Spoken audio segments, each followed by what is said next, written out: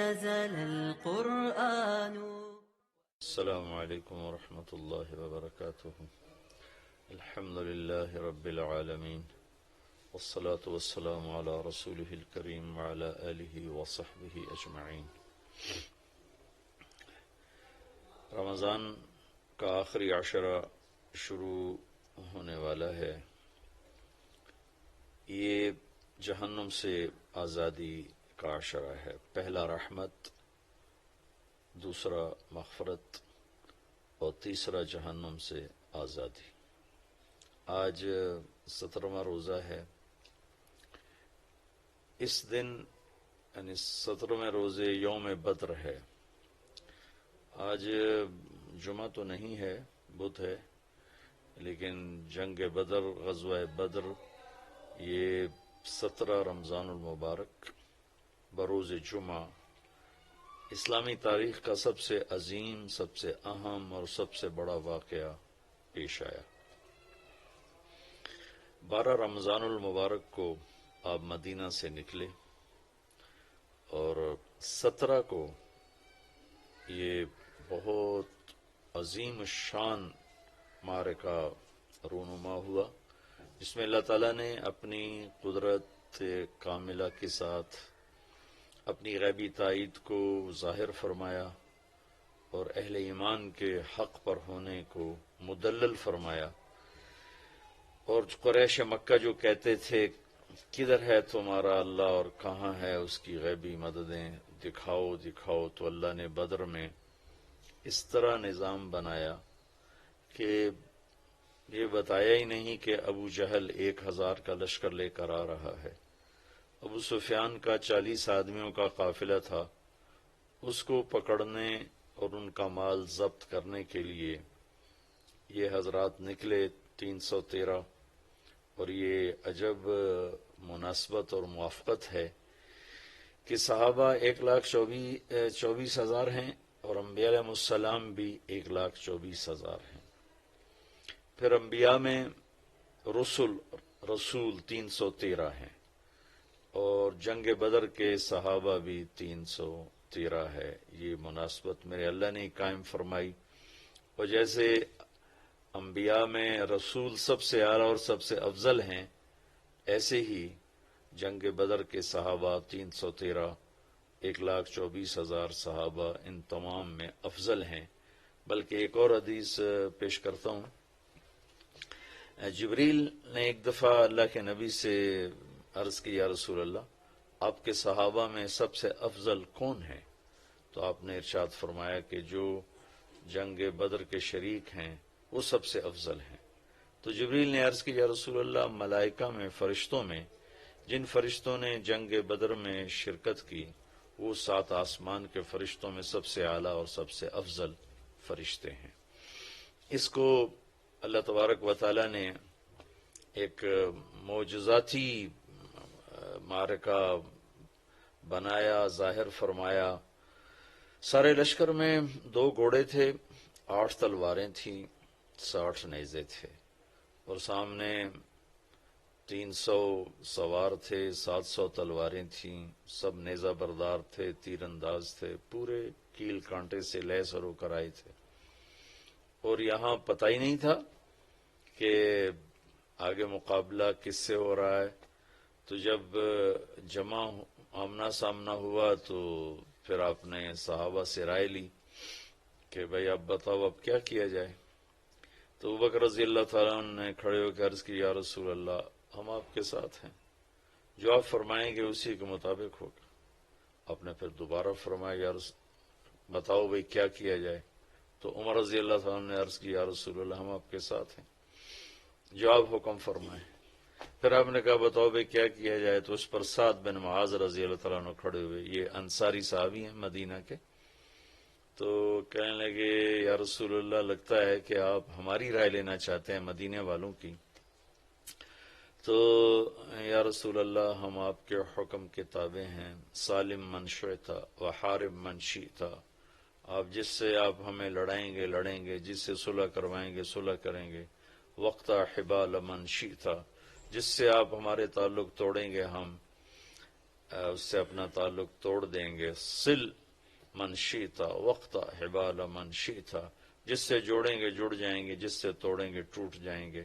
آپ ہمیں حکم دیں تو ہم انشاءاللہ آپ کے ساتھ ہوں گے اور آگے بڑھ کے ہوں گے، اور ہم میں سے ایک بچہ بھی پیچھے نہیں ہوگا. آپ ہمیں فرمائیں سمندروں میں کود جاؤ تو ہم کود جائیں گے، بلکہ قیامت تک اپنے گھوڑے دوڑاتے چلے جاؤ، اونٹ دوڑاتے چلے جاؤ، ہم دوڑاتے چلے جائیں گے.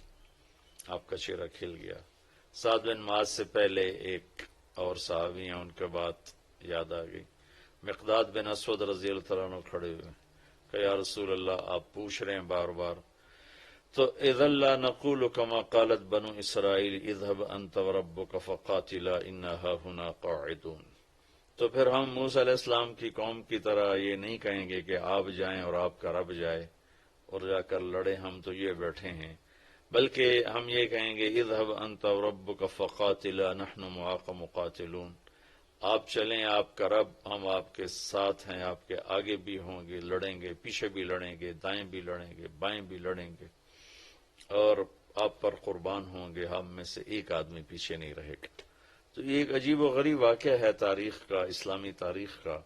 اور شہدائے بدر شہداء میں سب سے افضل شہداء ہیں، اور شرکائے بدر تمام صحابہ میں سب سے افضل صحابہ ہیں. اور اللہ کے نبی صلی اللہ تعالی علیہ وسلم نے ارشاد فرمایا کہ اللہ تعالیٰ نے میرے بدر کے شریک صحابہ کو یہ فرمایا ہے افعلوا ما شئتم فإنی قد غفرت لکم، کہ اے اہل بدر جاؤ جو مرضی کرو، میں نے تمہاری بخشش فرما دی ہے. یہ صرف اس 313 کے مجموعے کو یہ دولت حاصل ہے. اور پھر ایک اور گواہی میرے اللہ کے نبی کی، جو کسی کے بارے میں یہ گواہی نہیں ہے، کسی کے بارے میں یہ بات نہیں ہے، کہ جب آپ نے اپنے لشکر کی قسم و پرسی دیکھی، اسباب کی قلت اور سامنے اتنا لشکر جرار، تو آپ نے مسلح بچھا لیا اور اللہ کے سامنے کھڑے ہوئے اور رونا شروع کیا. اور ایک بات کو بار بار دہرایا، ان تہلک هذه العصابۃ فلن تعبد. اللہ اکبر، اللہ اکبر. اے میرے رب، اگر تو نے انہیں ہلاک کر دیا تو پھر دنیا میں تیری بندگی کبھی نہیں ہوگی. اللہ اکبر، اللہ اکبر. اے میرے رب، اگر تو نے انہیں ہلاک کر دیا تو پھر تیرا نام لینے والا کوئی نہ رہے گا. لن تعبد، کبھی بھی تیرا نام لینے والا کوئی نہ ہوگا، کبھی بھی تیری بندگی نہیں ہوگی. اتنی بڑی گواہی آدم کی نسل میں آج تک نبیوں کے بعد کسی کے لیے نہیں دی گئی. جتنی بڑی گواہی میرے اللہ نے کہ نبی نے ان صحابہ کے بارے میں دی کہ لن تعبد، پھر میرے مالک پھر تیرا نام لینے والا کوئی نہ رہے گا. اللہ اکبر، اللہ اکبر. تو شرکائے بدر وہ عظیم لوگ ہیں جن کے ذریعے سے تاریخ کا رخ مڑا، جن کو اللہ کی طرف سے سب سے اعلیٰ ہونے کی خوشخبری ملی، جو مرضی کریں بخشش کی خوشخبری ملی. آج کا دن میں بیٹھا تو اعتکاف کی بات کرنے کے لیے تھا، لیکن ایک دم وہ 17 تاریخ یاد آئی تو میرا جی چاہا کہ میں آپ کے سامنے تھوڑا سا بدر بھی بیان کروں کہ اللہ پاک نے ہمیں بہت خوبصورت تاریخ دی ہے، اور ہماری بدقسمتی ہے کہ ہم اپنی تاریخ سے ہی واقف نہیں ہیں، اپنے نبی سے واقف نہیں، اس کے صحابہ سے واقف نہیں. اللہ تعالیٰ نے جیسے نبیوں کو چنا 1,24,000، ایسے ہی اللہ نے اپنے نبی کے صحابہ کو چنا 1,24,000. اور آپ نے فرمایا اللہ اللہ فی اصحابی لا تتخذوهم غرضا من بعدی. دیکھو میں تمہیں خبردار کر رہا ہوں، میرے صحابہ کے بارے میں اللہ سے ڈرنا، اللہ سے ڈرنا. میرے بعد انہیں تنقید کا نشانہ نہ بنانا، میرے بعد انہیں طنز و طعن و تشنیع کا نشانہ نہ بنانا، میرے بعد ان کے بارے میں کوئی گستاخی بے ادبی نہ کرنا کہ فمن احبهم فبحبی احبهم ومن ابغضهم فببغضی ابغضهم.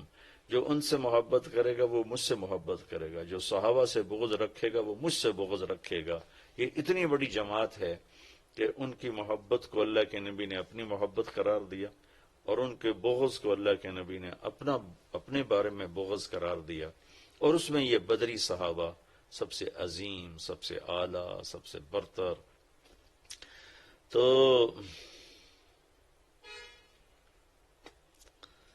اللہ تعالیٰ نے اپنی قدرت کو دکھایا کہ 313 کے ذریعے سے 1000 کو شکست ہوئی. لشکر آمنے سامنے تھے اور اللہ کے نبی جھونپڑی میں، اب جس کو عریش کا، آج کل وہاں ایک مسجد ہے، مسجد عریش، بہت بڑی مسجد ہے، وہاں ایک جھونپڑا تھا جس میں اللہ کے نبی قیام فرما تھے اور ابوبکر صدیق ننگی تلوار لے کر پہرا دے رہے تھے، اور اللہ کا نبی روتے جا رہے تھے، روتے جا رہے تھے، روتے جا رہے تھے. ساری رات رو رو کے گزاری، یہاں تک کہ صدیق اکبر نے آ کر آپ کو پکڑ لے کہ یا رسول اللہ بس کیجیے، اللہ کی مدد آ گئی، اللہ کی مدد آ گئی.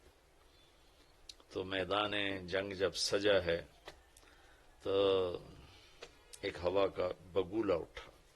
تو علی رضی اللہ تعالیٰ نے پوچھا یا رسول اللہ یہ ہوا کیسی ہے؟ کہ یہ جبریل 500 فرشتے لے کر اتر آیا ہے. پھر دوسرا بگولا اٹھا تو انہوں نے پوچھا یا رسول اللہ یہ کیا ہے؟ تو آپ نے فرمایا یہ میکائیل 500 فرشتے لے کر اتر آیا ہے. 1000 فرشتے اللہ تعالیٰ نے اتارے. اذ تستغیثون ربکم فاستجاب لکم انی ممدکم بألف من الملائکۃ مردفین، کہ جب تم تڑپ رہے تھے، مجھے پکار رہے تھے تو میں نے لبیک کہا. قریش 1000 تھے، میں نے 1000 فرشتے بھیج. وما جعله الله الا بشرى ولتطمئن به قلوبكم وما النصر الا من عند الله ان الله عزيز حكيم. کہ یہ فرشتے جو میں نے اتارے ہیں، مدد تو تمہارے اللہ کی ہے، یہ تو ہمارے حوصلہ افزائی کے لیے، تمہارا دل جمانے کے لیے اتارے ہیں، باقی اصل مدد تو اللہ کی ہے، اللہ کی مدد سے ہی فتح ہوتی ہے. یہ ملائکہ سب سے افضل ترین ملائکہ ہیں. اور پھر ایک اور یہاں ایک اہل بدر کی کرامت اور ان کی شرافت اور عزت ہے کہ پہلے بھی فرشتے اترے انبیاء کی مدد کے لیے، لیکن کبھی فرشتوں نے فزیکلی باقاعدہ تلوار نہیں اٹھائی، لڑائی نہیں لڑی، صرف آ کر روب پیدا کرنا اور خوف پیدا کرنا دشمن میں. لیکن یہ پہلی جنگ ہے جس میں فرشتے لڑنے کے لیے آ رہے ہیں، تلواریں اٹھا کے لا رہے ہیں. تو اللہ تعالیٰ ان کو، چونکہ ان کو لڑنے کا پتہ ہی نہیں تھا، تو اللہ تعالیٰ ان کو طریقہ بتا رہا ہے لڑائی لڑنے کا. فَاضْرِبُوا فَوْقَ الْأَعْنَاقِ وَاضْرِبُوا مِنْهُمْ كُلَّ بَنَانٍ، کہ اللہ تعالیٰ ملائکہ سے، فرشتوں سے کہہ رہا ہے کہ تمہاری تلوار کا وار ہونا چاہیے گردن پر، گردن سے خطا ہو تو انگلیاں کاٹ دو تاکہ ہاتھ بیکار ہو جائیں اور وہ آدمی بیکار ہو جائے. یا ان کو جنگ کا طریقہ بھی اللہ تعالیٰ سکھا رہے ہیں اور سمجھا رہے ہیں اور بتا رہے ہیں. تو لشکر جب آمنے سامنے ہوئے تو عتبہ اور شیبہ اور ولید، عتبہ بن ربیعہ، شیبہ بن ربیعہ، ولید بن عتبہ، ولید اور عتبہ باپ بیٹا، شیبہ بھائی، 3 عرب سردار نکلے قریشی. تو اللہ کے نبی نے ان کے لیے روانہ فرمایا عبداللہ بن رواحہ، معاذ اور معوذ بن عفراء رضی اللہ تعالیٰ عنہ. تو بڑا اکڑا ہوا کفر تھا قریش کا. عتبہ کہنے لگا، جب یہ سامنے آئے تو عتبہ نے کہا کون ہو؟ کہا ہم مدینہ والے ہیں. تو عتبہ نے زور سے نعرہ لگایا کہ محمد اخرج الینا اکفاءنا، کہنے لگے تم شریف لوگ ہو، جاؤ، تمہاری ہماری کوئی لڑائی نہیں، ہمیں ہماری برادری سے لڑنے دو، ہماری قوم سے لڑنے دو. کہ محمد صلی اللہ علیہ وسلم اب ہماری قوم ہمارے مقابلے میں لاؤ. تو پھر آپ نے کہا حمزہ اٹھو اللہ رسول کے لیے، علی اٹھو اللہ رسول کے لیے، عبید اٹھو اللہ رسول کے لیے. عبید غیر معروف نام ہے، حمزہ اور علی مشہور ہیں. عبید آپ کے تایا حارث کے بیٹے ہیں، عبید بن حارث بن عبد المطلب. تو یہ تینوں آمنے سامنے ہوئے. تو چونکہ لوہے کی ٹوپیاں تھیں تو پھر عتبہ نے پوچھا کون ہو؟ آپ نے کہا میں ہوں حمزہ بن عبد المطلب. تم کون ہو؟ کہا عبید بن حارث. کہا تم کون ہو؟ کہا علی بن ابی طالب. کہنے لگا ہاں اکفاء کرام، اب ٹھیک ہو، اب ہمارے مقابلے کی ٹکر ہو. تو عتبہ اور حمزہ رضی اللہ تعالیٰ عنہ، علی رضی اللہ تعالیٰ عنہ اور ولید اور عبید رضی اللہ تعالیٰ اور شیبہ، یہ تین آپس میں آمنے سامنے. تو حمزہ رضی اللہ تعالیٰ تو پہلے وار میں ہی عتبہ کا کام تمام کر دیا. علی رضی اللہ تعالیٰ نے 2-3 ٹکروں کے بعد ولید کا کام کر دیا. لیکن اس اثناء میں شیبہ نے عبید رضی اللہ عنہ کی ٹانگ کاٹ دی، وہ گر پڑے. تو ان دونوں حضرات نے آگے بڑھ کر اس کو قتل کیا، پھر ان کو اٹھا کر لائے.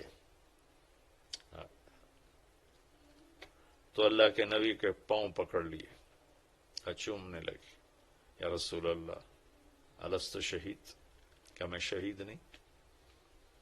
ہم کا بلا وانا علی ذالک شہید، بے شک تو شہید ہے اور میں تیرا گواہ ہوں قیامت کے دن بھی یہاں پہ. پھر کہنے لگے یا رسول اللہ اگر آج ابو طالب زندہ ہوتے تو وہ جان لیتے کہ ان کے شیر کا حق میں نے ادا کر دیا ہے. وَنُسْلِمُهُ حَتَّى نَصْرَ حَوْلَهُ وَنَذْهَلَ عَنْ أَبْنَائِنَا وَالْحَلَائِلِ. یہ ان کا قصیدہ ہے، قصیدہ لامیہ. فَلَمَّا رَأَيْتُ الْقَوْمَ لَا بُدَّ فِيهِمْ، یہاں سے وہ شروع ہوتا 90 اشعار کا یہ قصیدہ ہے. كَذَبْتُمْ وَبَيْتِ اللَّهِ نَبْسَ مُحَمَّدًا وَلَمَّا نُطَاعِنُ حَوْلَهُ نَنُنَاضِلِ وَنُسْلِمُهُ حَتَّى نَصْرَ حَوْلَهُ وَنَذْهَلَ عَنْ أَبْنَائِنَا وَالْحَلَائِلِ. اسی کے اشعار ہیں. وَأَبْيَضَ يُسْتَسْقَى الْغَمَامُ بِوَجْهِهِ ثِمَالُ الْيَتَامَى عِصْمَةٌ لِلْأَرَامِلِ يَلُوذُ بِلُهُ اللَّهُ مِنْ آلِ حَاشِمٍ فَهُمْ عِنْدَهُ مِنْ نِعْمَةٍ وَفَوَاضِلِ.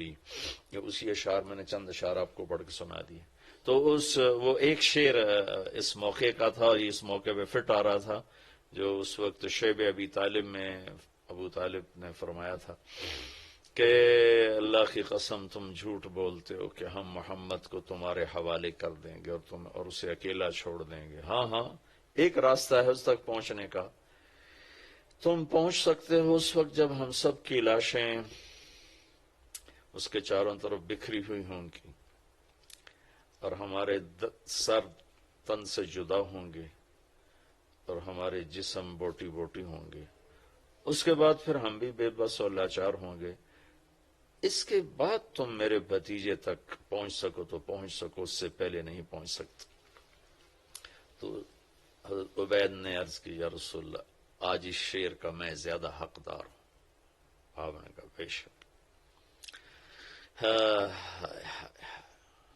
اور اس کے بعد عام حملہ شروع ہو گیا. اللہ نے ملائک فرشتوں کو اتارا تھا. تھوڑی دیر میں 70 ان کے قتل ہوئے، باقی بھاگے، اور 70 گرفتار ہوئے.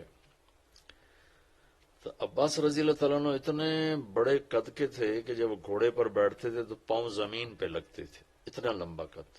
ان کو ایک مدینے کے انصاری صحابی ابو الیسر رضی اللہ عنہ وہ گرفتار کر کے لا رہے، ان کے ہاتھ باندھے، اور ان کا چھوٹا سا قد. تو عباس رضی اللہ عنہ اتنے شرمندہ جب آئے نا تو کہنے کے بھتیجے اس نے مجھے نہیں پکڑا، وہ کوئی اور مخلوق تھی زمین آسمان کے درمیان معلق جس نے میرے ہاتھ باندھی. ابو الیسر کہنے لگے نہیں یا رسول اللہ یہ غلط کہہ رہا ہے، میں نے پکڑا ہے. تو ہم نے کہا اسکت فقد ایدک اللہ بملک کریم، چپ کر، اللہ نے فرشتے کے ذریعے سے تیری مدد کی.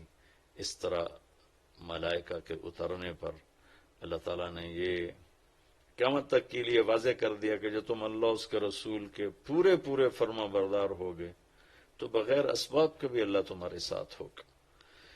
اب ایٹمی طاقت بن کے بھی دیکھ لیا ہے، ذلت اور رسوائی کے سوا کچھ بھی نہیں ملا کہ عمل، کردار، اخلاق، حیا، دیانت، امانت، صداقت، ہر شے کے جنازے اٹھ گئے. درندگی، آوارگی، فحاشی، بے حیائی، بددیانتی، ظلم و ستم، جھوٹ نے ڈیرے ڈال لیے. تو ایٹمی طاقت یہاں کیا کرے گی کہ عزت اور ذلت آسمان سے آتی ہے، ایٹم بنانے سے نہیں آتی. عزتوں کے فیصلے آسمان سے اترتے ہیں، ایٹم اب بنانے سے نہیں. ذلت کے فیصلے آسمان سے اترتے ہیں، لوڈ شیڈنگ سے نہیں. لوڈ شیڈنگ بہت چھوٹا سا مسئلہ ہے، سب سے بڑا مسئلہ کردار شیڈنگ ہے کہ پورا ملک پورا ملک اخلاقی پستی میں دفن ہو گیا ہے. سچ ڈھونڈنے نکلو نظر ہی کوئی نہیں آتا، کوئی سچ بولنے والا ملتا ہی کوئی نہیں. حیا روٹھ گیا، پاک دامنی گم ہو گئی، عدل و صدق و امانت و دیانت کتابوں کے الفاظ رہ گئے. جس دیس میں انصاف بکتا ہو، قاضی بکتا ہو، وکیل بکتا ہو، اس دیس میں کہاں سے خیر آئے گی؟ جہاں مریض کو doctor as a customer deal کرتا ہو، کسٹمر آ گیا. خیر میں دکھ درد میں کہیں اور چلا گیا. میں تو آپ کو بدر سنا رہا تھا. عبید رضی اللہ تعالیٰ عنہ کا 3 دن کے بعد انتقال ہوا، پھر ان کو آگے جا کر ایک جگہ دفن کیا گیا. سن 2000 میں ایک عرب دوست کو لے کر وہ اس صحرا میں پہنچا تھا جہاں عبید رضی اللہ تعالیٰ عنہ کی قبر تھی، اور وہ بدو تھا تو وہ جانتا بھی تھا. ویسے تو وہاں کچھ پتہ نہیں لگ رہا تھا، لیکن وہ مجھے قبر تک لے گیا کہ یہ حضرت عبید رضی اللہ تعالیٰ عنہ کی قبر ہے. ایک دفعہ آپ کا اس وادی سے کسی اور وقت میں گزر ہوا تو خوشبو اٹھی، مہک گئی وادی. تو صحابہ نے عرض کی یا رسول اللہ یہ کیسی خوشبو ہے؟ تو آپ نے فرمایا تمہیں خبر نہیں؟ یہاں عبید کی قبر ہے، یہ وہاں سے خوشبو آ رہی. تو یہ تھوڑا سا میں نے آپ کو بدر کا بتایا، نقشہ بھی، خلاصہ بھی، واقعہ بھی. بدر آج کے دن ہوا تھا 17 رمضان المبارک. دن جمعہ کا تھا. آج بدھ ہے. آج بدھ ہے. اپنی تاریخ ضرور پڑھیں، اپنے نبی کی سیرت ضرور پڑھیں، صحابہ کی زندگی ضرور پڑھیں. آپ کے سامنے دین کی خوبصورت شکل آئے گی. کیونکہ آج فرقہ واریت نے اور تعصب نے اندھا کر دیا ہے. آپ صرف قرآن کا ترجمہ پڑھ لیں، اللہ کے نبی کی سیرت پڑھ لیں، صحابہ کی سیرت پڑھ لیں، آپ پر دین واضح ہو جائے. اللہ تعالی ہمیں عمل کی توفیق بخشے.